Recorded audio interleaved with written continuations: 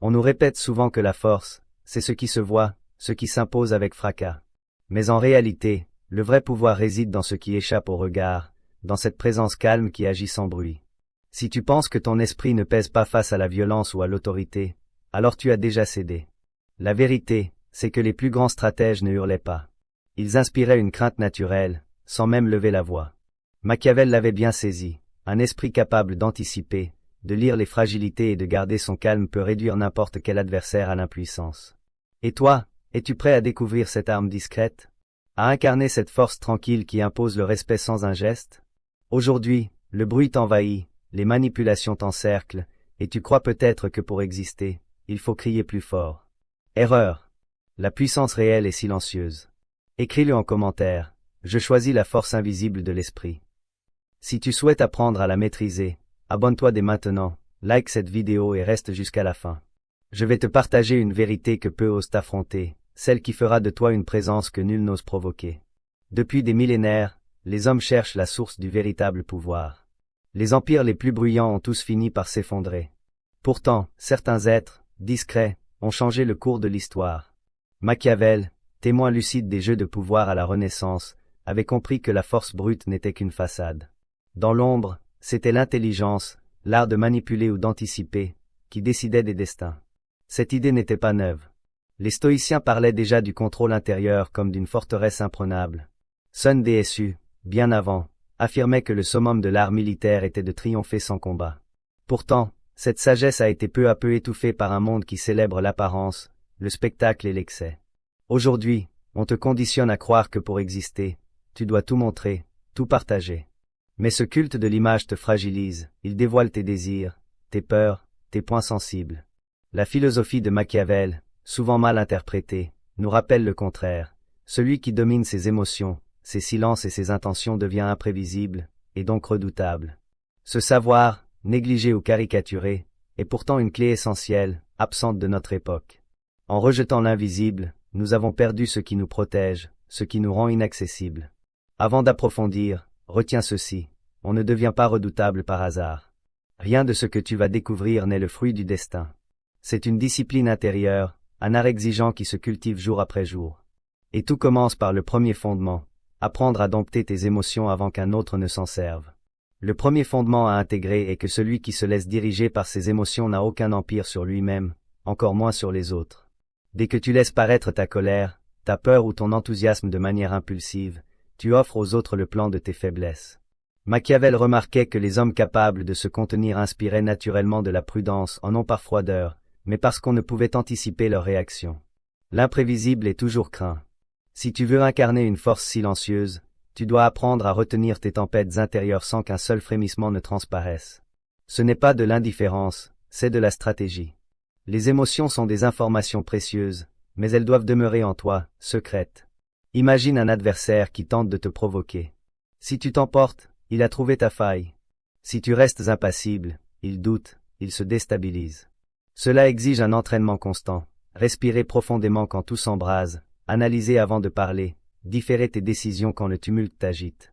Le vrai contrôle ne consiste pas à ne rien ressentir, mais à ne pas être esclave de tes ressentis. Quand tu atteins cet état, tu deviens une forteresse. Les autres peuvent frapper à ta porte, mais ils ignorent tout de ce qui s'y passe. Plus tu es difficile à déchiffrer, plus tu deviens redoutable. Demande-toi, combien de fois as-tu exposé ta vulnérabilité en laissant transparaître ton irritation, ton impatience, ou une joie trop facile? À partir d'aujourd'hui, choisis délibérément de verrouiller tes expressions et tes réactions.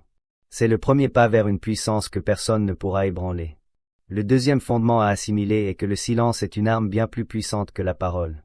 La majorité des gens parlent trop, se justifient sans cesse, se dévoilent excessivement, persuadés qu'en occupant l'espace, ils s'affirment. En vérité, plus tu parles, plus tu donnes aux autres des clés pour te cerner, t'attaquer ou t'utiliser. Machiavel savait que le silence déstabilise, car il oblige l'autre à combler le vide. Il imagine, il s'inquiète, et dans cette incertitude, il faiblit. Apprendre à te taire ne signifie pas fuir le dialogue, mais choisir avec soin ce que tu dis, quand t'es acquis. Un mot prononcé au mauvais moment peut anéantir des mois d'efforts, tandis qu'un silence bien placé peut faire plier un rival. Observe les individus puissants, ils ne commentent pas chaque situation. Ils laissent les autres s'épuiser en paroles, tandis qu'ils conservent la maîtrise. dans ta vie, résiste à cette envie de tout expliquer, de vouloir être compris, de réagir dans l'instant. Le silence est inconfortable pour beaucoup, mais pour toi, il doit devenir un refuge. Plus tu l'habites, plus tu deviens insaisissable.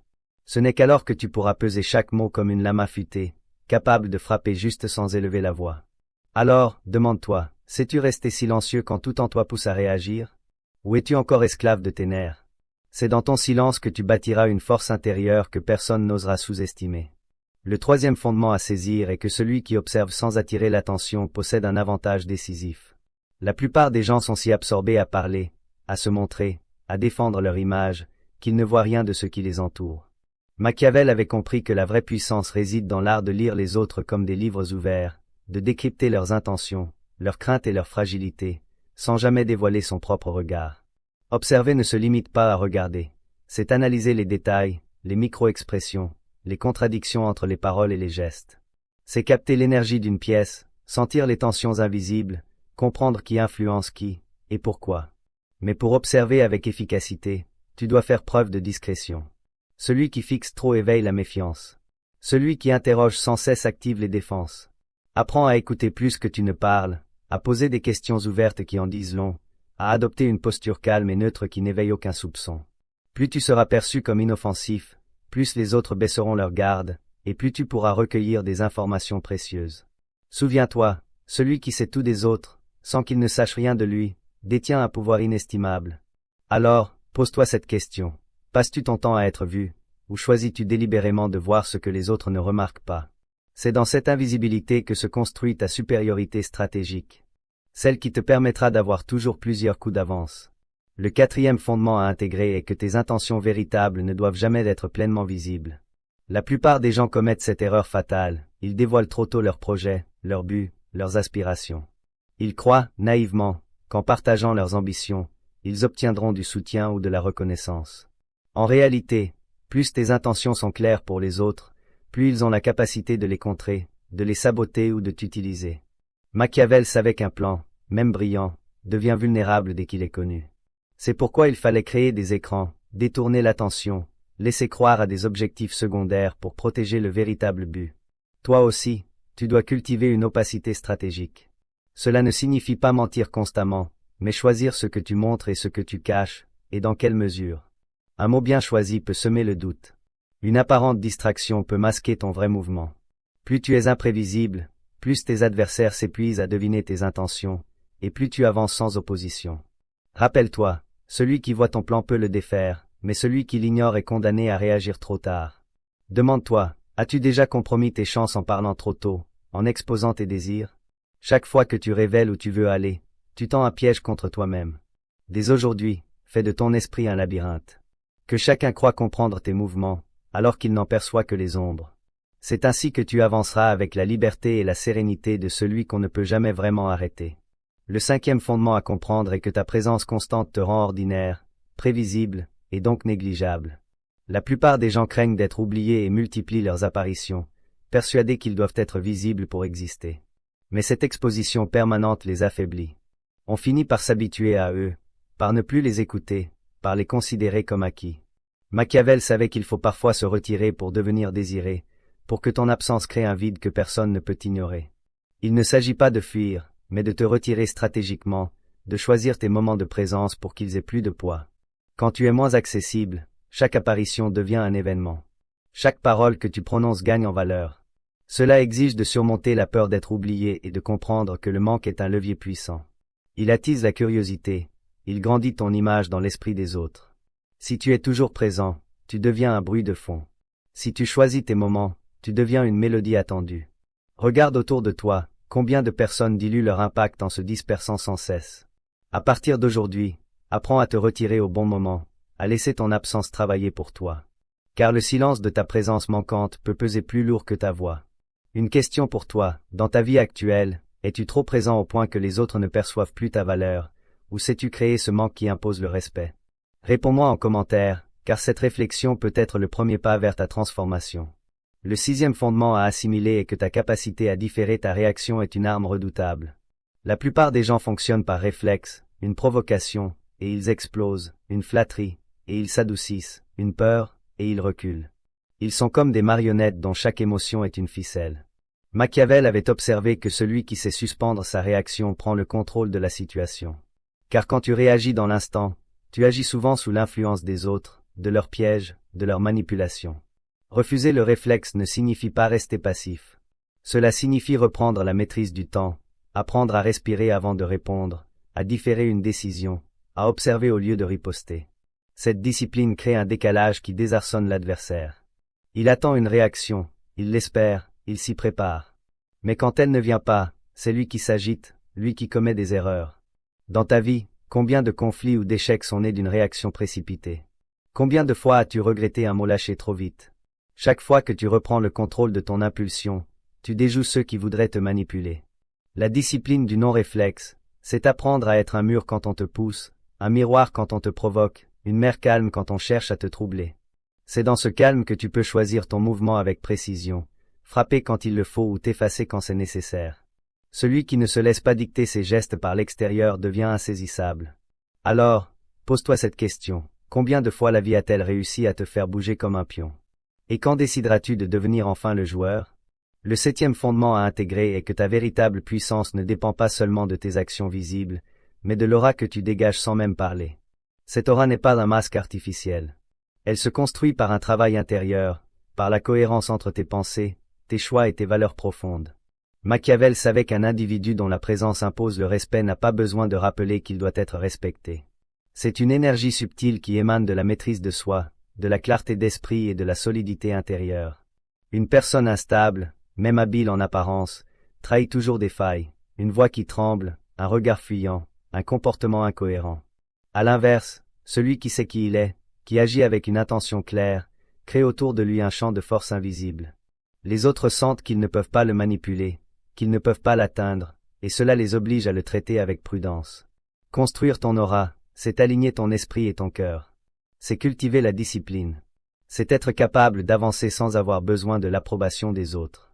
Ce processus demande du temps, car il ne s'agit pas de jouer un rôle, mais de te transformer en profondeur. Chaque action que tu poses, chaque silence que tu choisis, chaque réaction que tu refuses nourrit cette présence magnétique. Et quand elle sera assez forte, tu verras que tu n'auras plus besoin de lever la voix ni de te battre pour être entendu. Ton simple regard suffira à installer le respect. Demande-toi, es-tu en train de bâtir une énergie qui attire naturellement la considération, ou dépends-tu encore des validations extérieures? C'est de cette réponse que dépendra ton ascension vers une force que personne n'osera défier. Maintenant que tu connais les bases de cette force invisible, il est temps d'aller plus loin. Car maîtriser tes émotions, ton silence et ton aura ne suffit pas. Il te faut pénétrer dans les couches plus profondes du jeu intérieur, là où les paradoxes, les illusions et les pièges de l'ego t'attendent. C'est ici que commence le véritable pouvoir. Le premier concept à saisir est que plus tu t'attaches à un résultat, plus tu t'affaiblis. C'est un paradoxe difficile à accepter, car tout autour de toi, on te répète que tu dois vouloir, désirer, te battre pour ce que tu veux. Mais Machiavel avait observé que ceux qui sont obsédés par un objectif deviennent prévisibles. Ils se laissent guider par leur impatience, leur peur de perdre, et finissent par se trahir. Le détachement ne signifie pas l'indifférence. C'est la capacité de vouloir intensément sans être esclave de l'issue. Quand tu es détaché, tu ne surréagis pas aux obstacles. Tu n'es pas pris au piège par ceux qui cherchent à t'émouvoir ou à t'intimider. Tu restes libre, car tu n'as rien à prouver, rien à mendier. Cette liberté intérieure déstabilise ceux qui veulent te contrôler. Ils s'attendent à te voir trembler, supplier, céder, et tu ne fais rien de tout cela. Le détachement te permet de penser plus clairement, de prendre des décisions stratégiques sans que tes émotions brouillent ton jugement. Mais il demande un travail profond, apprendre à te détacher de l'opinion des autres, du besoin de reconnaissance, de la peur de l'échec. Regarde autour de toi, combien de personnes sont manipulées parce qu'elles tiennent trop à l'image qu'elles donnent. Combien se détruisent parce qu'elles ne supportent pas de perdre. Si tu veux devenir une force silencieuse, tu dois apprendre à avancer avec la conviction que tu peux tout gagner, mais que tu survivras même si tu perds. C'est ce calme intérieur, cette absence d'attachement maladif, qui fait de toi un joueur que personne ne peut déstabiliser. Le deuxième concept à comprendre est que les perceptions façonnent la réalité des autres, bien plus que les faits. Machiavel avait observé que l'homme agit rarement sur la base de ce qui est vrai, mais sur la base de ce qu'il croit vrai. C'est là qu'intervient l'art de la projection mentale, influencer subtilement la manière dont les autres te perçoivent, de sorte qu'ils adaptent leur comportement en ta faveur, sans que tu aies besoin de les contraindre. Cette projection ne se fait pas par des discours bruyants ou des démonstrations forcées. Elle repose sur des signaux subtils, cohérents et maîtrisés.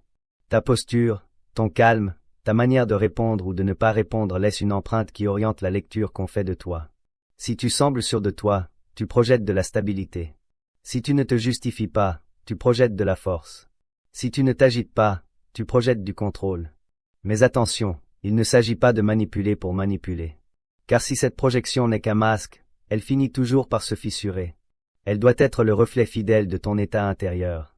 Plus tu te construis de l'intérieur, plus ta présence envoie des signaux clairs sans que tu aies besoin d'y penser. Regarde ceux qui t'impressionnent le plus. Souvent, ils n'ont pas besoin de te convaincre. Tu ressens leur solidité. Cette impression est le fruit d'un alignement intérieur. Apprends à te connaître, à ajuster tes comportements et à cultiver ton calme. Tu verras que ta simple présence suffira à modeler le terrain autour de toi, sans effort apparent. Le troisième concept à assimiler est que chaque être humain, quelle que soit sa force apparente, possède des failles intérieures qui le rendent vulnérable. Machiavel avait observé que les dirigeants les plus puissants tombaient souvent non pas sous le poids d'ennemis plus forts, mais à cause de leur propre fragilité, la peur, l'orgueil, la cupidité, le besoin de reconnaissance. La clé est d'apprendre à identifier ces points faibles, car ils dictent une grande partie des comportements humains. Regarde attentivement les gens, leurs mots trahissent leurs insécurités, leurs réactions rapides révèlent leurs obsessions, leurs choix montrent ce qu'ils craignent de perdre. Quand tu comprends cela, tu n'es plus dupe. Tu sais quand on tente de t'influencer par la peur ou la flatterie, tu vois à travers les masques. Mais cette connaissance doit aussi s'appliquer à toi-même. Car tant que tu ignores tes propres failles, d'autres sauront les exploiter. Pose-toi des questions difficiles. Qu'est-ce qui te fait perdre ton calme? Qu'est-ce que tu désires tant que tu serais prêt à tout pour l'obtenir? Quelle critique te blesse le plus? Machiavel savait que celui qui se connaît profondément devient très difficile à manipuler. Il savait aussi que comprendre les autres permettait de placer les bonnes limites, de choisir les bons alliés et de déjouer les ennemis silencieux. Cette lucidité ne doit pas être utilisée pour détruire, mais pour t'élever. Car tant que tu crois naïvement que tout le monde agit avec de bonnes intentions, tu restes une proie facile. Apprends à lire les failles humaines sans les juger. Vois-les comme des cartes qui t'indiquent les chemins à suivre ou à éviter. Cette clarté te donnera un avantage que peu de gens possèdent, la capacité de naviguer dans le monde sans te laisser surprendre par sa dureté. Le quatrième concept à intégrer est que la tension latente est une force silencieuse capable de remodeler les comportements des autres sans qu'ils s'en rendent compte. Machiavel avait remarqué que lorsqu'une présence crée une attente, une incertitude, une pression invisible, ceux qui l'entourent deviennent plus attentifs, plus prudents, parfois même plus obéissants. Cette tension ne résulte pas d'un conflit ouvert. Elle est subtile, presque imperceptible, mais elle pèse sur les esprits. Pour la créer, tu dois apprendre à ne pas tout dévoiler, à laisser planer un doute, à introduire volontairement une part de mystère dans tes intentions et tes décisions. Lorsque les autres ne savent pas exactement à quoi s'attendre de toi, ils hésitent à te provoquer ou à t'affronter. Car l'inconnu fait naître la crainte. Mais cette tension doit être dosée. Trop forte, elle se transforme en rejet, trop faible, elle disparaît. C'est un art qui demande patience et maîtrise. Retarder une réponse attendue pour observer les réactions. Suspendre ton jugement pour analyser la situation. Choisir tes mots de manière à laisser une impression durable. Cette tension latente fonctionne également sur toi. Tu dois apprendre à la supporter sans te sentir obligé de combler le vide. Car ceux qui ont besoin de tout résoudre immédiatement perdent le contrôle du rythme et de l'espace mental. En cultivant cette capacité, tu inverses les rôles. Ce ne sont plus les autres qui dictent le tempo, c'est toi. Et quand tu tiens le rythme, tu tiens le pouvoir. Le cinquième concept à saisir est que personne ne devient une force silencieuse en restant totalement isolé. Mais les alliances que tu construis doivent être discrètes, presque invisibles, pour ne pas devenir des chaînes. Machiavel avait observé que les relations trop visibles attiraient les jalousies, les soupçons et les attaques, tandis que celles tissées dans l'ombre offraient un pouvoir bien plus solide. Construire des alliances invisibles ne consiste pas à manipuler les autres, mais à cultiver des liens de confiance avec des personnes clés qui, sans être toujours présentes à tes côtés, renforcent ta position. Ce sont des soutiens qui peuvent t'ouvrir des portes, te protéger dans l'ombre ou te transmettre des informations précieuses. Mais pour que ces alliances soient durables, tu dois veiller à ne pas devenir dépendant. Chaque relation doit être équilibrée. Tu donnes et tu reçois, mais tu gardes ton autonomie. L'erreur la plus courante est de s'exposer en affichant ces alliances comme des trophées. Cela te rend prévisible et cible de ceux qui voudraient t'affaiblir en te coupant de tes appuis. Apprends à bâtir des réseaux silencieux, un mot glissé au bon moment, une aide donnée sans spectacle, une loyauté cultivée dans le respect. Ceux qui te soutiennent doivent le faire par choix, et non parce que tu as crié ton importance au monde. Et souviens-toi, l'alliance la plus précieuse est celle que personne ne soupçonne. Le 6e concept à comprendre est que ton ego est souvent ton pire ennemi. Il te pousse à vouloir avoir raison, à te faire valider, à briller aux yeux des autres. Mais Machiavel avait observé que ceux qui se laissaient guider par leur orgueil devenaient facilement manipulables, car il suffisait de flatter leur vanité pour les faire tomber dans un piège. Neutraliser ton ego, c'est apprendre à ne plus être esclave de l'image que tu crois devoir donner. C'est accepter de ne pas toujours avoir le dernier mot, de ne pas être vu, de ne pas recevoir immédiatement la reconnaissance que tu penses mériter. Cela ne veut pas dire t'effacer, mais te détacher du besoin compulsif d'être validé. Plus ton ego dirige tes choix, plus tu es prévisible, et donc vulnérable. À l'inverse, celui qui a appris à contenir son orgueil devient une énigme. On ne peut pas l'acheter par la flatterie, on ne peut pas le désarmer par l'humiliation, car il ne cherche pas à prouver quoi que ce soit. Ce calme intérieur attire le respect et crée une autorité naturelle. Dans ton quotidien, observe à quel point ton ego te pousse à réagir. Tu veux répondre à une attaque pour sauver ton image, tu veux montrer ta réussite pour exister, tu veux que l'on sache que tu as raison. Chaque fois que tu succombes, tu perds un peu de ton pouvoir. En apprenant à contenir ces impulsions, tu construis une solidité que personne ne peut ébranler. Car ton véritable pouvoir ne dépend plus des applaudissements ou des critiques. Il repose sur ce que tu sais être. En silence. Le 7e concept à assimiler est que le véritable pouvoir ne se limite pas à des stratégies ou à des techniques. Il découle de la hauteur à laquelle tu te places dans ta vision du monde. Machiavel avait vu que les esprits les plus clairs étaient ceux qui parvenaient à s'extraire du tumulte immédiat pour voir l'ensemble du jeu. Élever ta conscience, c'est apprendre à ne plus être enfermé dans tes impulsions, tes désirs ou tes peurs. C'est prendre le recul nécessaire pour comprendre les forces en présence et anticiper leurs mouvements. Cela demande d'élargir ton regard, de ne pas te contenter des apparences, de questionner ce que tu crois savoir, de voir au-delà de l'instant. Quand ta conscience s'élève, tu n'es plus dans la réaction. Tu choisis tes actions avec une clarté qui déroute ceux qui sont encore prisonniers de leurs illusions. Mais cette élévation ne se fait pas en un jour. Elle passe par l'introspection, par l'apprentissage constant, par la capacité à te remettre en question. Elle passe aussi par un alignement intérieur. Plus tu es en accord avec tes valeurs profondes, moins tu te laisses distraire par des objectifs superficiels. Cette clarté devient ton bouclier. Tu sais où tu vas, pourquoi tu y vas, et rien ni personne ne peut te détourner de ton cap. Et parce que tu n'es plus obsédé par ton image, par les regards extérieurs, tu deviens imprévisible et inébranlable. C'est cette vision élargie, presque panoramique, qui fait de toi une force silencieuse. Tu n'as plus besoin de te battre pour chaque détail, car tu sais que tu tiens déjà l'ensemble du tableau. Maintenant que tu as exploré en profondeur les principes invisibles du pouvoir silencieux, il est temps de passer à l'action. Ces techniques concrètes sont des outils pour t'entraîner chaque jour à devenir cette présence que personne n'ose défier. Le chemin n'est pas toujours facile, mais chaque pas te rapproche de cette maîtrise intérieure rare et précieuse. La première technique à pratiquer pour maîtriser la respiration consciente consiste à transformer chaque inspiration en encre et chaque expiration en arme silencieuse. Dès le réveil, assieds-toi, le dos droit, ferme les yeux, puis inspire lentement jusqu'à sentir l'air remplir ton ventre. Retiens ce souffle le temps de 3 battements de cœur, et observe les tensions logées dans tes épaules, ta mâchoire, ton front. À l'expiration, imagine que tu souffles ces tensions hors de ton corps, comme une brume sombre qui se dissipe. Répète ce cycle 10 fois, sans te presser. Tu constateras que tes pensées s'apaisent, que ton rythme cardiaque se stabilise, que l'agitation du monde perd son emprise. Au fil des jours, applique cette respiration avant chaque situation chargée émotionnellement, une réunion, un conflit, une décision délicate. Tu apprendras ainsi à créer un espace intérieur où tes émotions ne dictent plus tes gestes. L'obstacle le plus fréquent est la distraction, l'esprit vagabonde, le souffle se raccourcit. Autorise-toi alors à recommencer sans jugement, en ramenant doucement ton attention sur l'air qui entre et sort. À mesure que cette pratique devient réflexe, tu découvriras que ta simple présence dégage un calme contagieux. Ceux qui cherchaient à t'irriter se heurteront à un mur de sérénité. Et toi, tu demeureras maître de ton tempo intérieur, prêt à prendre toute décision sans être piégé par la précipitation.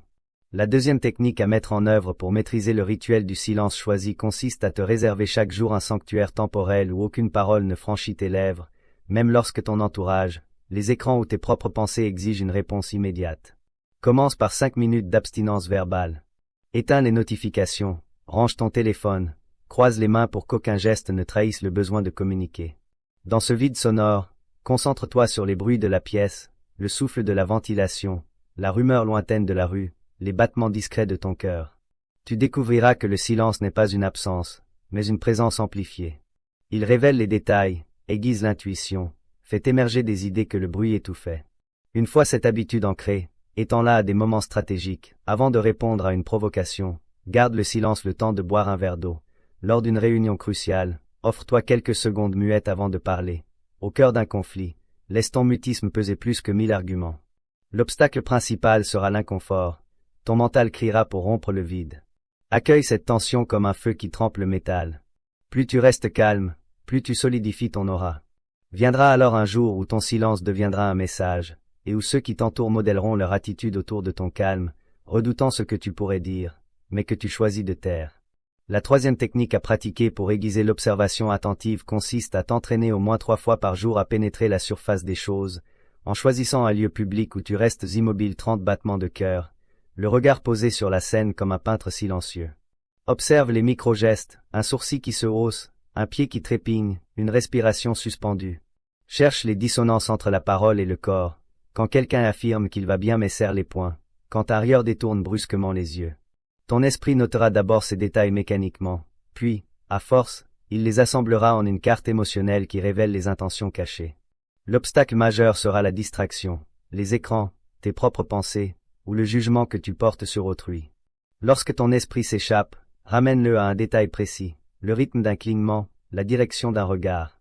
À mesure que cette acuité grandit, tu deviendras capable de lire une personne en un souffle, de sentir l'énergie d'une pièce avant même d'y entrer, et tes décisions seront alimentées par une compréhension que la majorité ignore. La quatrième technique à mettre en œuvre pour déployer le brouillard stratégique consiste à apprendre l'art de dire sans dire, en distillant des messages ambigus qui protègent tes véritables projets. Choisis une intention précise à dissimuler. Puis conçois 3 récits secondaires plausibles mais inoffensifs que tu pourras laisser filtrer lorsque l'on te questionnera. Répète cet exercice au calme, imagine qu'on te demande tes objectifs pour l'année. Réponds avec une demi-vérité qui satisfait la curiosité sans révéler le cœur de ta stratégie. Le danger ici est la surenchère, un brouillard trop dense attire la suspicion, un brouillard trop mince laisse passer la lumière. Ajuste-le selon ton interlocuteur. Plus il insiste, plus tes réponses deviennent générales, comme des miroirs qui reflètent ses propres attentes. Avec le temps, ce voile deviendra naturel. Tu te déplaceras dans le monde comme une silhouette dont les contours échappent à la prise, obligeant chacun à projeter ses suppositions pendant que tu avances librement vers ton véritable but. La 5e technique à pratiquer pour maîtriser le jeu de l'absence consiste à calibrer tes retraits comme un sculpteur façonne le vide autour de la matière. Commence par détecter les moments où ta présence est routinière, les discussions de couloir, les réponses instantanées aux messages, les sorties répétées avec les mêmes cercles. Choisis ensuite une plage régulière, ou peut-être un soir par semaine, où tu te retires volontairement. Pas d'apparition physique, pas de réponse numérique. Préviens brièvement si besoin, puis disparais. Durant cette absence, observe-toi, ressens la peur de manquer un événement, l'angoisse d'être oublié. Respire-la, puis laisse-la se dissoudre. Lorsque tu réapparais, n'explique rien. Apporte simplement une valeur claire, une idée forte, un geste décisif. Rapidement, tu constateras que chaque retour amplifie ton importance. Les voix se taisent pour entendre la tienne, les yeux se tournent vers toi, car l'esprit humain valorise ce qui se fait rare. L'écueil est de s'absenter trop longtemps, au risque de rompre le lien. Dose ton retrait comme un parfum puissant, quelques gouttes suffisent pour imprégner l'air. La 6e technique à mettre en œuvre pour renforcer la pause réflexive consiste à instaurer un délai sacré entre stimulus et réponse. Chaque fois qu'une provocation surgit ou une critique cinglante, une proposition pressante, un éloge flatteur, impose-toi de compter mentalement jusqu'à 7 avant toute réaction. Durant ces secondes, passe ton mental au crible. Quelle émotion monte? Est-ce la colère, la peur, l'orgueil, le désir? Nomme-la intérieurement, puis interroge-la. Te sert-elle ou te piège-t-elle? Souvent, la simple nomination désamorce le réflexe. Si la pression extérieure demeure, offre-toi un temps plus long. Réponds que tu y réfléchiras, que tu reviendras demain. Ce délai crée un espace où ton esprit critique peut agir sans l'ombre de la précipitation. Le principal obstacle sera le regard des autres, ils t'accuseront d'hésiter, de manquer de passion. Souviens-toi alors que la passion la plus puissante est celle que l'on maîtrise.